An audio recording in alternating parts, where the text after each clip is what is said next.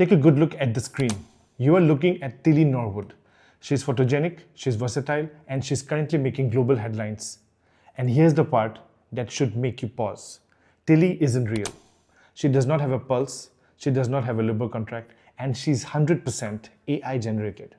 Currently marketed as the leading actress, seeking mainstream representation.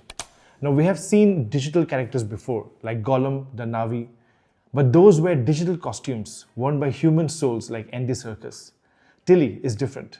Today on Fix Your Focus, we are looking past the pixels to ask, why is a digital girl making Hollywood so nervous?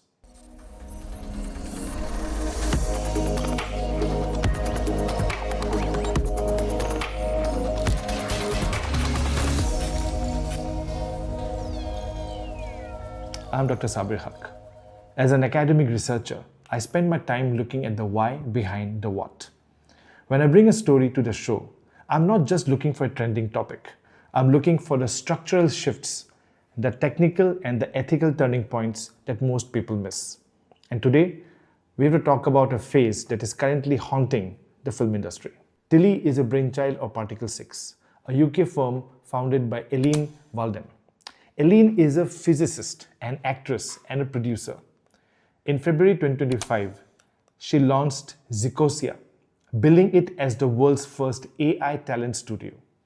The transition to AI-first development was fueled by the vision of extreme efficiency. Walden has publicly claimed that the digital actors like Tilly would reduce production costs by as much as 90%.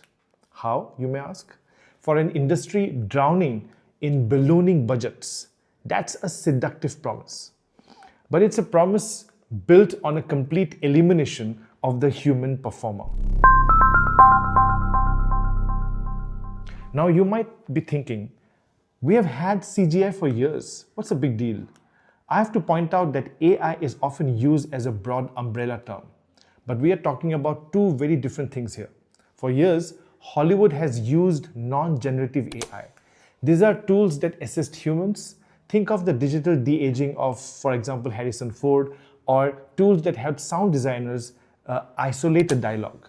In that model, the technology is a tool for extension, not replacement. The soul of the performance still comes from the human's lived experience, the irreplaceable human ingredient. But Tilly represents a definitive break from that tradition. She is a product of the generative synthesis. Now, this isn't just tinkering or fine-tuning. Her appearance, voice, and movement are generated autonomously by diffusion-based models trained on massive libraries of human data. She does not need an actor to provide the micro-expression. Her AI brain generates them through probabilistic modeling. She is always ready. She does not age, she does not sleep, and she's immune to bad press. In the eyes of the studio accountant, she is not a person. She is a frictionless, licensable asset. Now, as you can imagine, the industry isn't exactly rolling out the red carpet for her. The reaction from the people who actually make the movies was immediate and incredibly sharp. The main union representing actors, the people who protect everybody and everything from paychecks to working conditions, released a blunt statement. They made it clear, in their eyes, Tilly Norwood isn't an actor at all. They called her a synthetic creation. The head of that union, Sean Astin, went even further. He argued that she's essentially just an avatar or a character. The argument here is that these AI models are parasitic. They are trained on thousands of human performances and people's voices and facial expressions, often used without permission and definitely without a paycheck. Beyond questions of labor and ownership, these AI performers raise deeper concerns about how agency and consent are being redefined in the digital performance. Tilly Norwood is an industrialization of identity. It presents a model of performance where the actor has no autonomy, not because of a narrative choice, but because the system is designed that way. The performer is always available, always compliant, and fundamentally owned. When that character is presented as female, the ethical implications becomes impossible to ignore.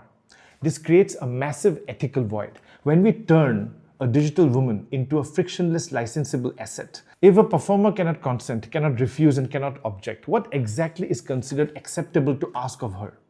And who gets to decide where that line is drawn? So is Tilly Norwood the next Scarlett Johansson? Or is she just a very sophisticated publicity stunt?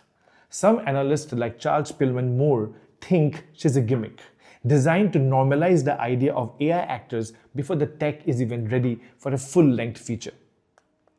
But even if she's a stunt, she's a prophecy. She represents a threshold where the industry has to decide, is creativity a human-centered enterprise, or is it just a pipeline of synthetic assets? As we head in 2026, Hollywood is caught in a cliffhanger.